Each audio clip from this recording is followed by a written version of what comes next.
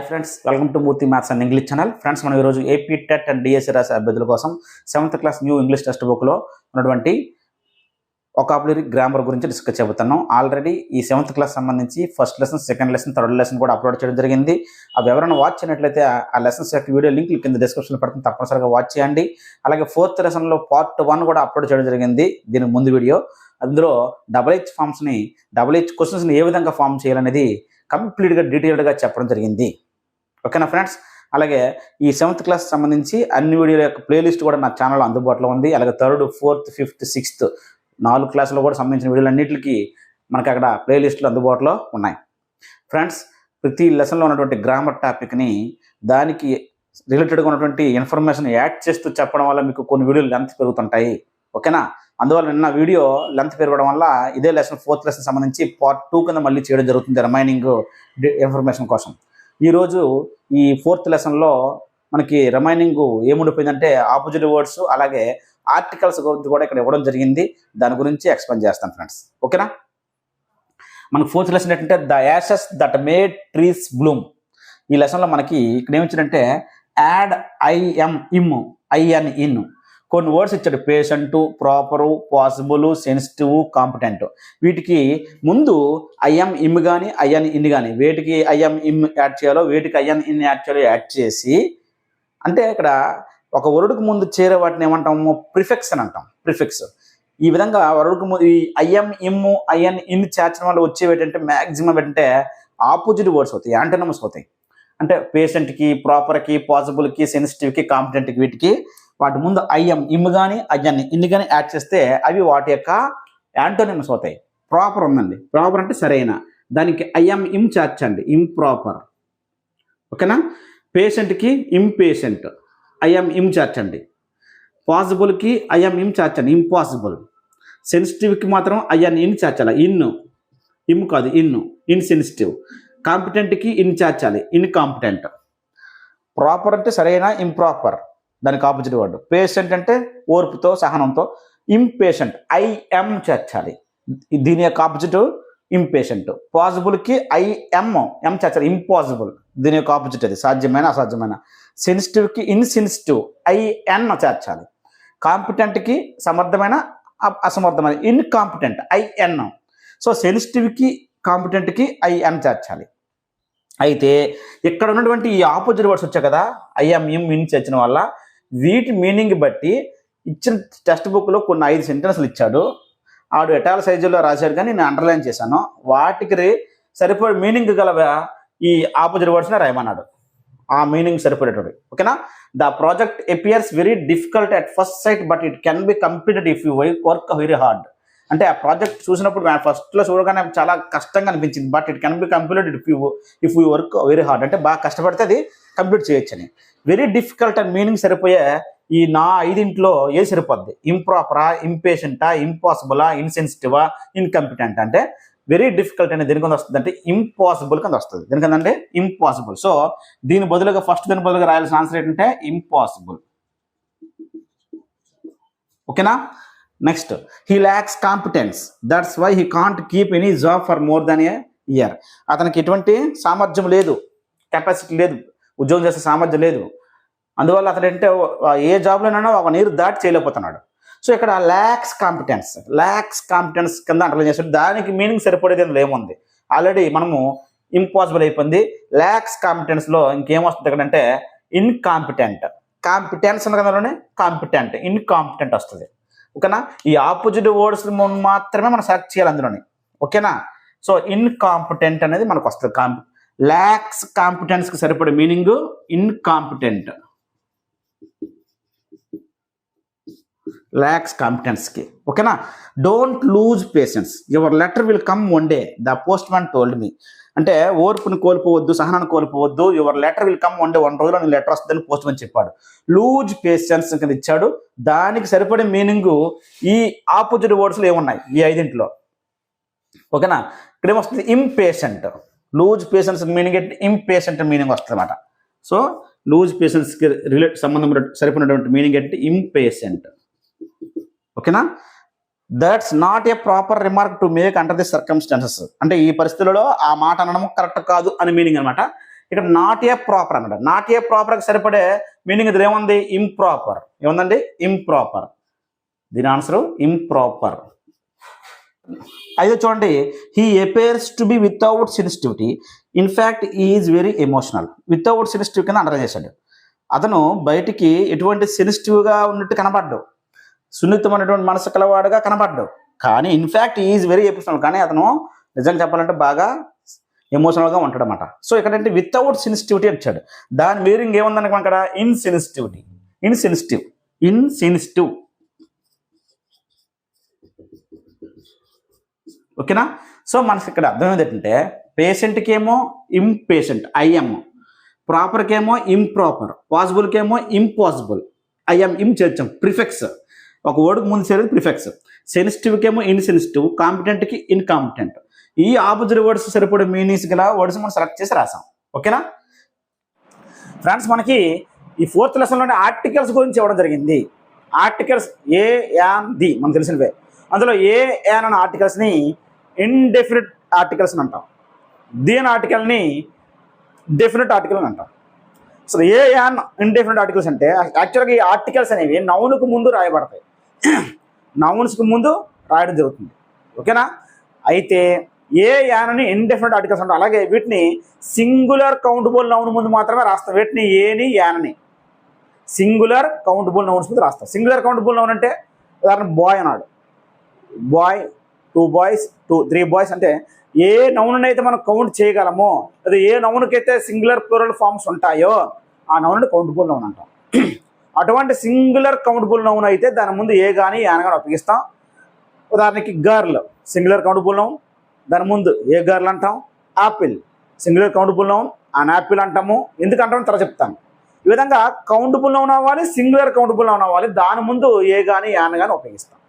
అయితే ఈ ఏని ఎప్పుడు ఉపయోగిస్తాము, యాన్ ఎప్పుడు ఉపయోగిస్తాము? టెక్స్ట్ బుక్లో ఏమి ఇచ్చారంటే ఓవల్స్తో స్టార్ట్ అయిన వాటికి యాన్ ఉపయోగిస్తామని చెప్పారు. కానీ అది కరెక్ట్ యూసేజ్ కాదు. ఓవల్స్ అంటే ఇక్కడ ఏ, ఈ, ఐ, ఓ, యు అవి స్టార్టింగ్లో ఉన్నాయంటే ఒక నౌన్కి యాన్ రాస్తే తప్పు. కాన్సనెంట్స్ ఏంటో ఇంకా ఏ, ఈ, ఐ, ఓ, యు కాకుండా మిగతా కాన్సనెంట్స్ ఉన్నాయి అనుకోండి, బి కానీ, సి కానీ, డి కానీ, వాటితో స్టార్ట్ అయితే వెంటనే ఏ రాస్తే తప్పు. ఇక్కడ ఇంపార్టెంట్ కాన్సెప్ట్ ఏంటంటే vowel sound, consonant sound. Vowel sound అంటే తెలుగులో ఆ నుండి అవ్ వరకు ఉన్న సౌండ్. అంటే ఒక నౌన్ను పలికేటప్పుడు మొదట పలికే సౌండ్ వోవెల్ సౌండ్ అయితే యాన్ అనే ఆర్టికల్ రాయాలి. అదే ఒక నౌన్ను పలికేటప్పుడు మొదట పలికే స్టార్టింగ్లో పలికే సౌండ్ కాన్సనెంట్ సౌండ్ అయితే ఏ రాయాలి. ఓకేనా? వోవెల్ సౌండ్ అంటే ఆ నుండి అవ్ వరకు, కాన్సనెంట్ సౌండ్ అంటే కా నుండి బండ్రా వరకు. ఇక్కడ ఎగ్జాంపుల్ చూడండి. ఏ బాయ్, బా సౌండ్ వచ్చింది కాబట్టి ఏ అనే ఆర్టికల్ ఉపయోగించాం. ఏ మ్యాంగో స్టార్టింగ్లో మా సౌండ్ వచ్చింది కాబట్టి ఏ ఆర్టికల్. అంటే కాన్సనెంట్ సౌండ్ వస్తే ఏ రాయాలి కాబట్టి. యూనివర్సిటీ యు, అదే స్టార్టింగ్లో ఓవెల్స్ ఉంటే యాన్ రాయండి అంటే ఇక్కడ తప్పు. స్టార్టింగ్లో ఓవెల్ ఉంది ఏంటిది? యు. స్టార్టింగ్లో ఓవెల్ ఉందని చెప్పి ఇక్కడ యాన్ రాస్తే తప్పు. ఇక్కడ పలికే సౌండ్ ఏంటి? Yeah sound. యూనివర్సిటీ అంటే యా సౌండ్ వచ్చింది, యు. కాబట్టి ఏ యూనివర్సిటీ అనాలా, అంతేగాని స్టార్టింగ్లో ఓవెల్ ఉందని చెప్పి యాన్ రాస్తే తప్పు. రివర్ రా సౌండ్, ఏ రివర్. హౌస్ హా సౌండ్, హా సౌండ్ అది, కాబట్టి ఏ హౌస్ అని పలకాలి. ఇక చూడండి, యాక్టర్ ఏ పలికింది కాబట్టి ఓవెల్ సౌండ్ కాబట్టి యాన్ ఉపయోగించాం. ఆపిల్ ఆ సౌండ్, యాన్ ఆపిల్. అవర్ ఇక్కడ హెచ్ సైలెంట్ ఆ పలకాల, హా పలకకూడదు. హౌస్లో అయితే హా పలకాలి, అవర్లో అయితే ఆ పలకాలి, an hour. Ocean O sound, an ocean. ఇవన్నీ కూడా ఓవెల్ సౌండ్లు వచ్చాయి, ఇవన్నీ కాన్సనెంట్ సౌండ్లు వచ్చాయి. ఇవి నెంబర్ ఆఫ్ ఉన్నాయి. నేను నా ఛానల్లో ఆల్రెడీ ఆర్టికల్స్ సంబంధించి నెంబర్ ఆఫ్ రూల్స్తో 3 వీడియోలు అప్లోడ్ చేయడం జరిగింది. 3 పార్ట్లో చెప్పడం జరిగింది. అందరికీ ఉపయోగపడేలా.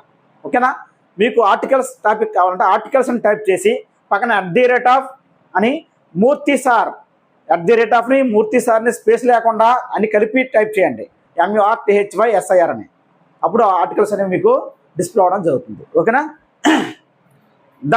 దాని ఆర్టికల్ చూద్దాం. ఇక్కడ దాని దా పలుకుతాము, ది పలుకుతాం. మరి ది ఎప్పుడు పలుకుతామంటే ఆ నౌను స్టార్టింగ్లో ఓవెల్గానే ఉన్నట్లయితే ఓవెల్ ఏ కానీ ఈ కానీ ఐ కానీ ఓ కానీ యూ కానీ ఓవెల్ అక్షరం ఉన్నప్పుడు ది అనాలి. కాన్సనెంట్ అక్షరం ఉంటే స్టార్టింగ్లో ద అనాలి. సో కానీ అలాగా వాడేస్తూ ఉంటాం. ఓకేనా? సో ది అనేది డెఫినెట్ ఆర్టికల్, పర్టికులర్గా చెప్తుంది అన్నమాట. పలానా వ్యక్తి లేదా పలానా వస్తువు పలానా జంతువు అని నౌన్స్ గురించి పర్టికులర్గా చెప్తుంది. అలాగే దీని యొక్క మెయిన్ యూసేజ్ ఏంటంటే it is used before repeated noun. Noun repeat అయినప్పుడు దాని ముందు దేని ఆర్టికల్ రాయాలి. ఉదాహరణ, నేను తాగుంటూ వెళ్తున్నాను, ఒక అమ్మాయి కలిసింది. I saw a girl, I met a girl. So starting చెప్పేటప్పుడు అమ్మాయిని కలిసినప్పుడు చెప్పేటప్పుడు ఏ గర్ల్ అంటాం. మరలా అమ్మాయి గురించి చెప్పామనుకోండి, the girl is very intelligent, the girl is very beautiful అంటాం. స్టార్టింగ్ చెప్పినప్పుడు ఐ మెట్ ఏ గర్ల్ అన్నాను, అప్పుడు స్టార్టింగ్లో చెప్పాం కాబట్టి జస్ట్ ఇండెఫినిట్ అనమాట, ఏ గర్ల్. మళ్ళీ ఆ అమ్మాయి గురించి రిపీట్ చేసినప్పుడు the girl is very intelligent, the girl is beautiful అన్నది. అంటే రిపీటెడ్ నౌన్ ముందు దాని ఆర్టికల్ని ఉపయోగించాలి. ఇది మెయిన్ కాన్సెప్ట్. ఓకేనా? ఇక్కడ చూడండి, the house in which I live is new. నేను ఏ ఇంట్లో అయితే నివసిస్తున్నానో ఆ హౌస్ కొత్తది అని ప్రత్యేకించి చెప్పాడు. In which I live is new అని. నేను ఎందులో నివసిస్తున్నానని పర్టికులర్గా ఎక్స్ట్రా ఇన్ఫర్మేషన్ ఇచ్చాడు. అర్థమైందా? డెఫినెట్ ఆర్టికల్ ఉపయోగించాలి, ద అని ఆర్టికల్ ఉపయోగించాలి హౌస్కి. యాక్చువల్గా హౌస్కి ఏ హౌస్ జనరల్గా చెప్తే ఏ హౌస్, కానీ ఇక్కడ హౌస్ గురించి ప్రత్యేకించి చెప్పాడు. ఏ ఇంట్లో అయితే నివసిస్తున్నానో ఆ హౌస్ అని, అప్పుడు దాని ఆర్టికల్ని ఉపయోగించాలి. I met a boy yesterday. నేను నిన్న ఒక బాలుని కలిశాను. సో కలిసినప్పుడు స్టార్టింగ్ ఆ బాయ్ని ఏమైనా చెప్పాలి, ఇండెఫినెట్ చెప్పాలి, ఏ బాయ్. మళ్ళీ ఆ బాయ్ గురించి చెప్పినప్పుడు దాని ఆర్టికల్ చెప్పాలి, the boy is very intelligent. I met a boy yesterday, నిన్న నేను ఒక బాలుని కలిశాను, అప్పుడు స్టార్టింగ్లో చెప్పేటప్పుడు ఆ బాయ్ ఇండెఫినెట్ ఆర్టికల్ రాయాలి, ఏ. మళ్ళీ ఆ బాయ్ గురించి చెప్పాడు, the boy is very intelligent, అప్పుడు మళ్ళీ రిపీట్ అయినప్పుడు మాత్రం దాని ఆర్టికల్ చెప్పాలి. ఓకేనా? Fishes live in the ocean. Fishes live in the ocean. చూడండి, ఇక్కడ యాక్చువల్గా ఓషియన్ ముందు దాని ఆర్టికల్ ఉపయోగించాం. జనరల్గా ఓషియన్ ముందు యాన్ ఓషియన్. ఓషియన్ గురించి జనరల్గా చెప్తే యాన్ ఓషియన్, కానీ చేపలు అందులో నివసిస్తున్నాయని ప్రత్యేకించి పర్టికులర్గా చెప్పినప్పుడు, ఇన్ఫర్మేషన్ ఇచ్చినప్పుడు అందులో ఏముంటున్నాయి అని చెప్పినప్పుడు ద ఓషియన్. ఉదాహరణకి the Pacific is an ocean అంటాం. అంటే యాక్చువల్ ద పసిఫిక్ ఎందుకు అన్నామంటే మహాసముద్రాల పేర్ల ముందు, రివర్స్ పేర్ల ముందు దాని ఆర్టికల్ ఉపయోగిస్తాం. దాని ఆర్టికల్ సంబంధించిన రూల్స్ అన్నింటిలో వస్తాయి. మీకు క్లాసులో ఎంతవరకు ఇచ్చాడో దానికి సంబంధించిన రిలేటెడ్గా ఉన్న గ్రామర్ మాత్రం చెప్తాను. కంప్లీట్ టాపిక్ చెప్తే ఈ వీడియోలో మీకు చాలా, మీకు కంప్లీట్ గ్రామర్ కావాలంటే నా ఛానల్లో ఆర్టికల్స్ గురించి మీరు సెర్చ్ చేయండి, వస్తుంది గ్యారంటీగా. లేదంటే కింద డిస్క్రిప్షన్లో పెడతాను, తప్పనిసరిగా వాచ్ చేయండి. ఓకేనా? సో ఫిషెస్ ఆ సముద్రంలో ఉన్నాయని చెప్పినప్పుడు దా రావాలి, కానీ the Pacific is an ocean జనరల్గా చెప్పాం. పసిఫిక్ అనేది ఒక మహాసముద్రం అని, అప్పుడు ఏ యాన్ రావాలి, an ocean. Boats move in the river. In the river అన్నాం, రివర్ ముందు దావడం. ఎందుకు ఓడం? రివర్ని జనరల్గా చెప్తే ఏ రివర్ అంటాం, the Ganga is a river. నదుల పేర్లు ముందు దావడతాం, the Ganga is a river. Ganga ఒక నది, అది జనరల్గా చెప్పినప్పుడు ఇండెఫినెట్ ఆర్టికల్ ఏ రివర్ అంటాం. పర్టికులర్గా బోట్స్ అనేవి రివర్లో మూవ్ అవుతున్నాయి అని చెప్పినప్పుడు మాత్రం ద రివర్ చెప్పాలి, boats move in the the. Giri ran into the house. యాక్చువల్గా హౌస్ని జనరల్గా చెప్తే a house, this is a new house, this is a house, a house అంటాం. కానీ Giri ran into the house, Giri ఆ ఇంట్లోకి పరిగెట్టాడు అని అర్థం, పరిగెత్తాడు అర్థం. ప్రత్యేకించి అందులోకి వెళ్ళాడు అని చెప్పినప్పుడు యాక్షన్ థాట్లతో దా చెప్పాలి, the girl ran into the house. ఓకేనండి? ఇప్పుడు టెక్స్ట్ బుక్లో ఏమి ఇచ్చినది డిస్కస్ చేద్దాం. టెక్స్ట్ బుక్లో ఇచ్చాడంటే it was a cold morning, a cold morning. ఓకేనా? కా సౌండ్ వచ్చింది. And stars will glowed in the sky. In the sky, sky ముందు యూనివర్సల్ థింగ్స్ ముందు మనకి దాని ఆర్టికల్ ఉపయోగిస్తాం. ఇవన్నీ కూడా దానికి సంబంధించిన రూల్స్ నేను చెప్పడం జరిగింది. ఆ వీడియోని మీరు తప్పనిసరిగా వాచ్ చేయండి. The sky, the earth, the moon, the sun అనే యూనివర్సల్ థింగ్స్ ముందు దాని ఆర్టికల్ని ఇచ్చేస్తాం. ఓకేనా? Cold morning, a cold morning కా sound. An old man O అంటే ఓవల్ సౌండ్ వచ్చింది. An old man was walking along the road. యాక్చువల్గా రోడ్డుని జనరల్గా చెప్తే ఏ రోడ్డే, కానీ ప్రత్యేకించి చెప్పాడు ఓల్డ్ మ్యాను ఆ రోడ్డు వెంబడి నడుస్తున్నాడు. ఇందాక చెప్పాం కదా, యాక్చువల్ రివర్ అనేది జనరల్గా వాడితే ఏ రివర్ అంటాం, కానీ boats move in the river అన్నాం, ద రివర్ అన్నాం. అలాగా an old man was walking along the road, దా వాడాలప్పుడు. ఓకేనా? ఒక పేరా ఇచ్చి ఇక్కడ ఈ బ్లాంక్స్ని ఆర్టికల్స్తో ఫిల్ చేయమన్నాడు. There was once dash play. ఇక్కడ ప్లే అంటే నాటికని అర్థం. ఇక్కడ ప్లే అంటే ఒక నాటిక. There was once a play, ఒక నాటకంలో ఒక నాటిక. విచ్ బికేమ్, ప్లే అంటే ఆడడం కాదు, ఒక నాటిక, నౌన్ అనమాట. Became very successful. Dash famous actor was acting in it. A famous actor, ఒక ఫేమస్ యాక్టర్ అందులో, ఫేమస్ అంటే అక్కడ ఓవల్ సౌండ్ వచ్చింది, కాన్సనెంట్ సౌండ్ వచ్చింది, అందులో యాక్ట్ చేశాడు. ఇన్ డాష్ ప్లే, మళ్ళీ ఆల్రెడీ ప్లే గురించి చెప్పాడు కాబట్టి ఇండెఫినెట్ స్టార్టింగ్ చెప్పినప్పుడు దాన్ని రిపీట్ చేశారంటే మళ్ళీ దాని ఆర్టికల్ రాయాలని చెప్పాను. In the play his role was that of aristocrat. ఇది ఓవల్ సౌండ్, యాన్ అరిస్టోక్రాట్ అని చెప్పాలి. Who had been imprisoned in castle, in a castle, castle అంటే మంద, పశువులు మంద. In a castle for 20 years. In dash last act of అన్నాడు. Last ordinal numbers ఉన్నాయి, first second third అని, వాటి ముందు ఇప్పుడు దాని ఆర్టికల్ ఉపయోగిస్తాం. అలాగే లాస్ట్ ముందు ఫస్ట్ ముందు కూడా దాని ఆర్టికల్ ఉపయోగిస్తాం, లాస్ట్ ముందు కూడా దాని ఆర్టికల్ ఉపయోగిస్తాం. In the last act of dash play, మళ్ళీ ప్లే గురించి చెప్పాడు. మళ్ళీ ప్లే అంటే ఇక్కడ నాటిక.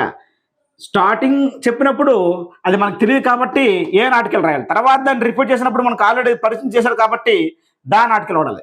Of the play someone would come on dash on a stage, లేదా ఆన్ ద స్టేజ్ అన్నది అక్కడ, on the stage. Someone would come on the stage. యాక్చువల్గా స్టేజ్ అని జనరల్గా చెబితే ఏ స్టేజ్ అంటాం, దిస్ ఈజ్ ఏ స్టేజ్ అంటాం. కానీ ఎవరో ఒకరు అతను మాకు వస్తున్నారు, అతను ఉన్నారని చెప్పినప్పుడు దా అని చెప్పాలి. Someone would come on the stage అనాలి. With dash letter, with a letter, concepts with a letter. Which he would hand over to dash prisoner. Already మనకి ప్రిజనర్ గురించి ఇందులో చెప్పాడు, ఎక్కడ చెప్పలేదు కాబట్టి స్టార్టింగ్లో వస్తుంది, ఏ వస్తుంది, over to A prisoner. Even though dash aristocrat, aristocrat గురించి ఆల్రెడీ చెప్పాడు కాబట్టి డే వస్తుంది, దా వస్తుంది. యాక్చువల్గా అయితే ఓవల్ సౌండ్ యాన్ రావాలి, రెండోసారి రిపీట్ అయింది కాబట్టి దాని ఆర్టికల్ రాయాలి. Even though the aristocrat was not expected to read dash letter అన్నాడు. ఆల్రెడీ లెటర్ గురించి చెప్పారు కాబట్టి మళ్ళీ రిపీట్ చేశారు కాబట్టి దాని ఆర్టికల్ రాయాలి. Read the letter at each performance. He always insisted that dash the letter. Letter గురించి ఆల్రెడీ చెప్పాడు, మళ్ళీ చెప్పాడు కాబట్టి ద లెటర్ రాయాలి. The letter be written out from beginning to end. There was once a play which became very successful. A famous actor was acting in it. In the play, his role was that of an aristocrat who had been imprisoned in a castle for 20 years. In the last act of the play, someone would come on the stage with a letter which he would hand over to a prisoner. Even though the aristocrat was not expected to read the letter at each performance, he always insisted that the letter be written out from beginning to end. నేను స్టార్టింగ్లో చెప్పిన రూల్స్ని apply చేసి రాయడం జరిగింది. ఓకేనా friends? గొంతు కొంచెం ఇబ్బందిగా ఉంది. ఓకేనా? ఈ ఆర్టికల్స్ మీద మనకి ఇంకా టెక్స్ట్ బుక్లో ఏమి ఇచ్చారంటే, Naina was looking for dash job, looking for a job అనాలి. After many interviews she got dash job అన్నాడు. మళ్ళీ ఆల్రెడీ జాబ్ గురించి చెప్పాడు కాబట్టి స్టార్టింగ్లో చెప్పినప్పుడు ఏ జాబ్ అనాలి, మళ్ళీ జాబ్ గురించి రిపీట్ అయింది కాబట్టి దా జాబ్ అని అనాలి. ఓకేనా? She got the job she was looking for. ఇప్పుడు కాన్వర్జేషన్ చూడండి. ఏకి బికి, ఏ అడుగుతున్నాడు, ఇప్పుడు you like apple or banana, నీకు బనానా ఇష్టం లేక యాపిల్ ఇష్టం అడిగాడు. అంటే యాన్ యాపిల్ ఏ బనానా అని అర్థం. స్టార్టింగ్లో అడిగాడు కాబట్టి యాపిల్ బనానా గురించి పర్టికులర్ చెప్పలే కాబట్టి స్టార్టింగ్లో కాబట్టి యాపిల్ అనేది ఓవెల్ సౌండ్ కాబట్టి an apple, a banana consonant sound. ఓకేనా? అప్పుడు బి ఏం రిప్లై ఇచ్చాడు, I would like dash apple please. Already apple గురించి చెప్పాడు, మళ్ళీ బి రిప్లైలో మళ్ళీ యాపిల్ గురించి చెప్పాడు కాబట్టి దా రాయాలి. I would like the apple please అనాలి. ఆల్రెడీ ఏ అనేవాడు యాపిల్ గురించి అడిగాడు, స్టార్టింగ్లో అడిగాడు కాబట్టి యాన్ యాపిల్ అన్నాం. బి అనేవాడు నాకు యాపిల్ ఇష్టము అన్నాడు, అంటే యాపిల్ గురించి మళ్ళీ రిపీట్ చేశాడు కాబట్టి దా యాపిల్ చెప్పాలి. ఏ మళ్ళీ అడిగాడు, take red one in fruit bowl, అంటే పళ్ళు ఉన్న బౌల్ ఉంది, ఆ బౌల్లో నుంచి రెడ్ని తీసుకోమన్నాడు. రెడ్ది ప్రత్యేకించి రెడ్ అని పర్టికులర్ చెప్పాడు కాబట్టి the red one, take the red one. Next దేంట్లోనే తీసుకోమన్నాడు పర్టికులర్ చెప్పాడు, ఫ్రూట్ బౌల్ అని, దా రాయాలి. Take the red one in the fruit bowl. ఓకేనా, పర్టికులర్గా రెడ్ వన్ అని ఎక్కువ ఉన్న కలర్లో, అందులో రెడ్ వన్ రెడ్ కలర్లో ఉన్నదాన్ని తీసుకోమన్నాడు కాబట్టి ద పర్టికులర్. మరి దేంట్లోనే తీసుకోమన్నాడు, ఫ్రూట్ బౌల్ అని ప్రత్యేకించి చెప్పాడు కాబట్టి ద ఆర్టికల్ చెప్పాలి. ఓకేనా, you may take orange also, orange గురించి ఇంకెక్కడ ముందు చెప్పలే కాబట్టి ఎన్ ఆరెంజ్ అనాలి. You may take an orange also if you like, నీకు ఇష్టమైతే ఆరెంజ్ కూడా తీసుకో అన్నాడు. ఓకేనా, బి విచ్ వన్, ఏది తీసుకోవాలి,